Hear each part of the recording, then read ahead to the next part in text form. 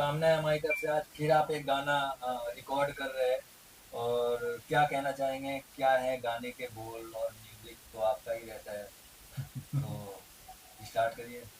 Thank you so much. नमस्ते आप सभी मीडिया कर्मी को हार्दिक अभिनंदन और स्वागत।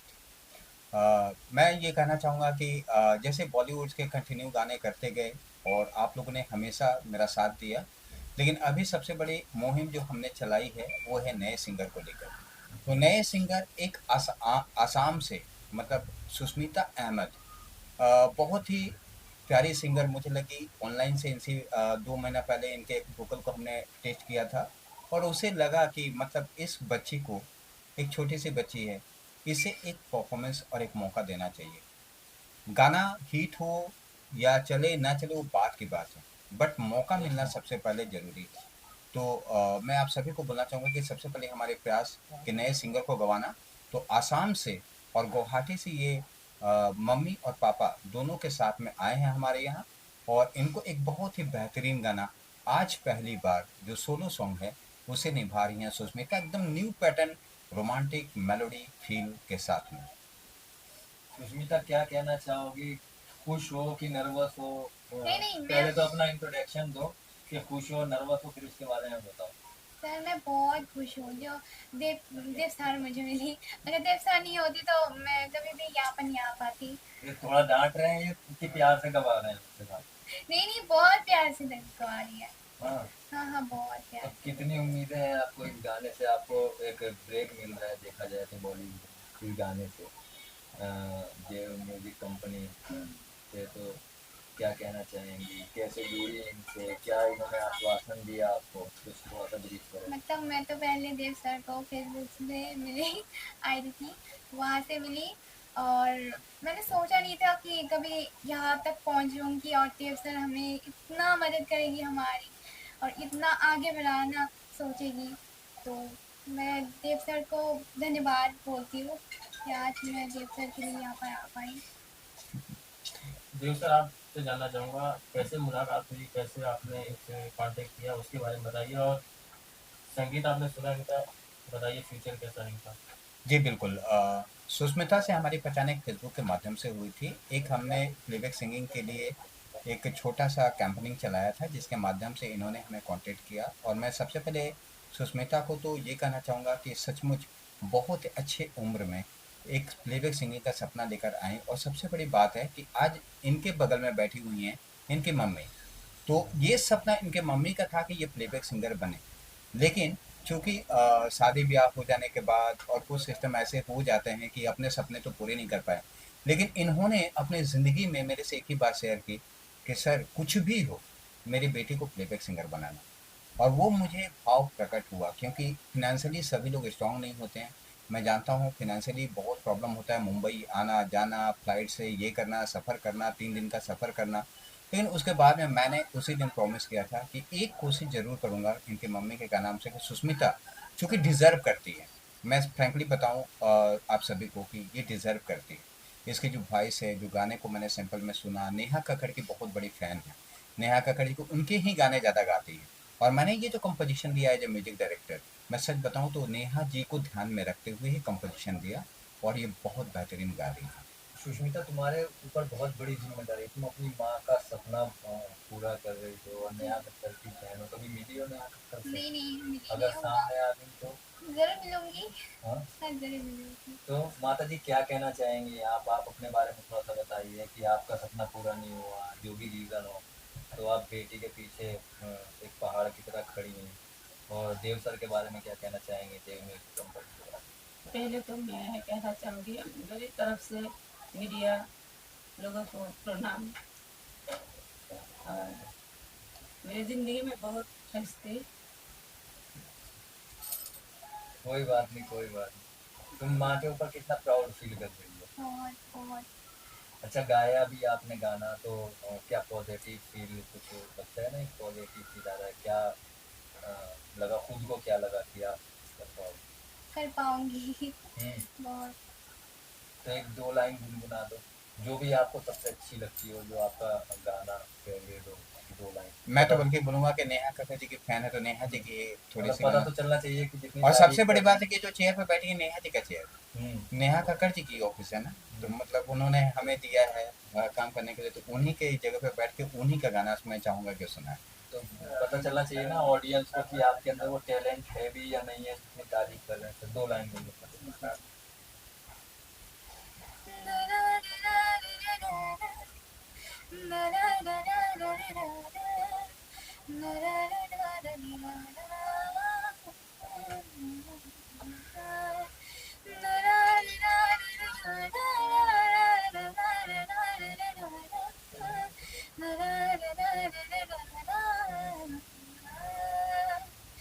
मेरे तो सारे सवेरे बाहों में तेरे चेहरे, मेरी तो सारी शामें तेरे साथ जा रही है।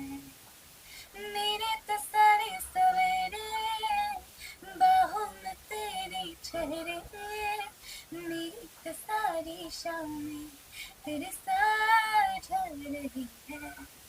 थोड़ा सा भी शक न करना, तुमसे मेरा जीना मरना, तुम जा रही है तो सांसें मेरे साथ जा रही है। ओ हम सफर, ओ हम बेसर तुम्हें तेरा हुआ। क्या बात। बहुत जबरदस्त, बहुत टोन आपका आ नहीं रहा है। इंटरव्यू देते हुए तो आपका टोन आ रहा है बंगाली, बट गाते हुए नहीं आ रहा है आपका टोन।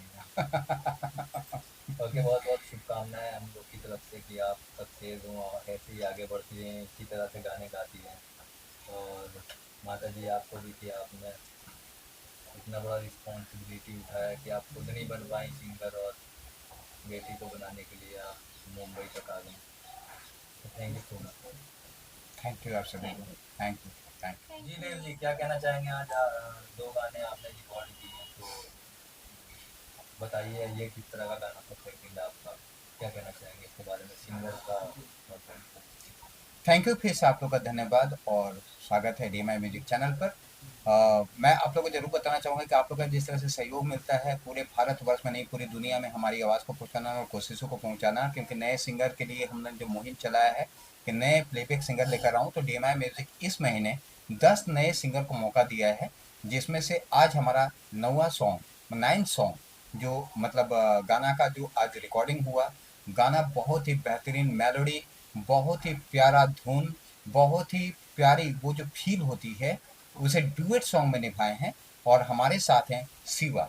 तो शिवा को हमने देहरादून से मतलब आपका छत्तीसगढ़ से हमने सॉरी उत्तराखंड से हमने इनको बुलाया, और इनकी वॉइस को सुनते हुए चूंकि ये इनका जो फील होता है ना वो कुमार सानू सर की तरह या मेलोडीज को ध्यान में रखते हुए, तो मैंने उसी की धुन पे धुन बनाया। और गाना का बोल है आंखों में तुम।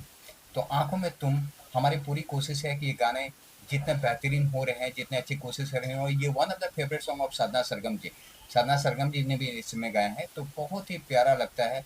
और साथ में शिवा को हमने बुलाया है, कल ही आए हैं फ्लाइट से, और हमारा ये गाना कंटिन्यू प्रैक्टिस करके गाना गाए, बहुत ही अच्छा लगा। थैंक यू शिवा कि आप यहाँ तक पहुँचे। बाकी जरूर आपका अगला सवाल। शिवा भाई, मेरा आपसे सवाल है, आपने गाना रिकॉर्ड किया, कैसा एक्सपीरियंस रहा? कुछ नर्वस थे?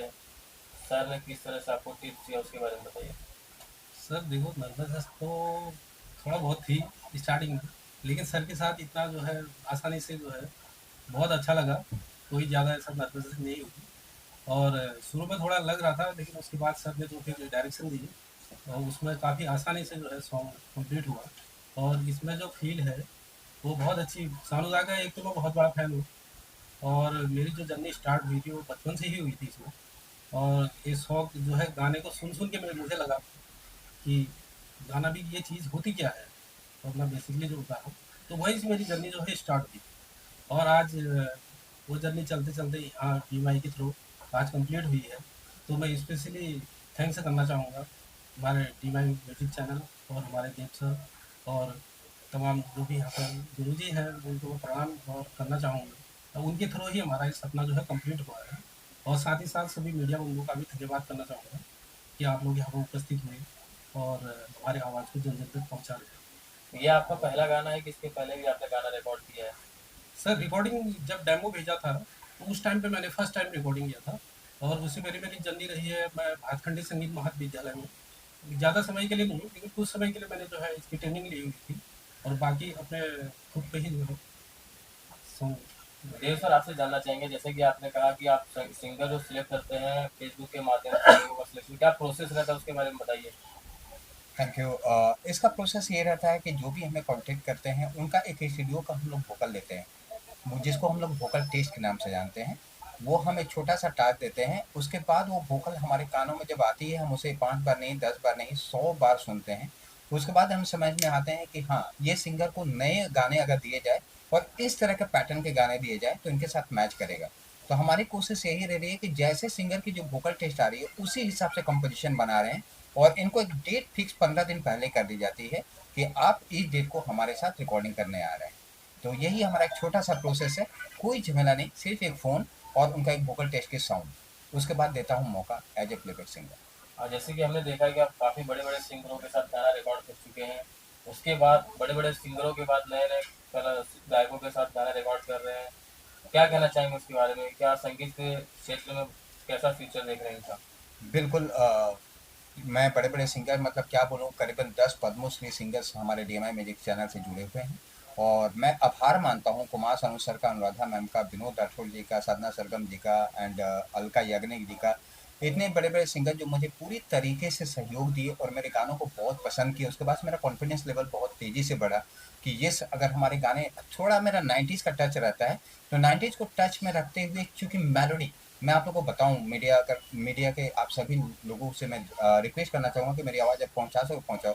एक्चुअली मेलोडीज़ ख़त्म हो गई है, और मैं नहीं बोल रहा हूँ, पूरे भारतवर्ष में कहीं चर्चा होती है तो लोग ये कहते हैं कहाँ गए कुमार सानू, कहाँ गए अलका याग्निक, कहाँ गए इन लोग की जोड़ी, कहाँ गए उदित नारायण साधना सरगम, कहाँ गए वो लिरिक्स राइटर, कहाँ गए वो कंपोजर।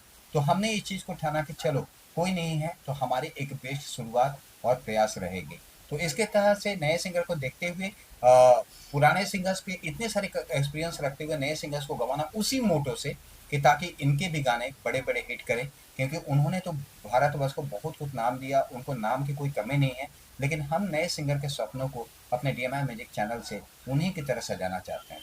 जैसे कि आपने कहा कि आप 10 गाने का टारगेट, 10 गाना बना रहे हैं, 9वां गाना है। जी। ये गाने किस मूड के हैं, किस तरह के गाने हैं, सब बताएंगे आप? ये गाना का बोल है आंखों। नहीं, बाकी 9 जो गाने हैं सब एक ही मूड के मेलोडियस है या कुछ बिल्कुल अलग अलग? बिल्कुल नहीं, हाँ, ये बोल सकते हैं कि सारे ही मेलोडियस हैं, रोमांटिक हैं, और जिसमें से 10 गाने में से 6 गाने डुएट्स हैं, 4 गाने हमने सोलो दिए हैं, लेकिन सारे के सारे गाने रोमांटिक और मेलोडी से भरा हुआ है। जैसे वो 10वां गाना रिकॉर्ड करेंगे, वो सिंगर को आपने सिलेक्ट किया? जी, वो 30 तारीख को मतलब मैंने उनको गुजरात से सेलेक्ट किया है, गिरीश शर्मा जी उनका नाम है, सॉरी इंदौर से हैं, और वो 30 तारीख को उनकी रिकॉर्डिंग है, और उनके भी गाने सोलो सॉन्ग हैं, उनके गाने सोलो सॉन्ग हैं।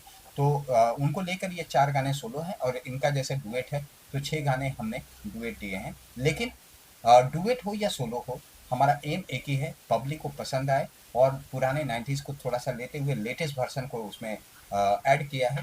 तो अच्छा लगता है गाना बनाने में भी, और लोगों का जिस तरीके से रिस्पॉन्स मिल रहा है वो मुझे बहुत अच्छा लगा। तो चले चलते आखिरी सवाल है, क्या लोगों से अपील करना चाहेंगे और शिवा के लिए क्या कुछ कहना चाहेंगे?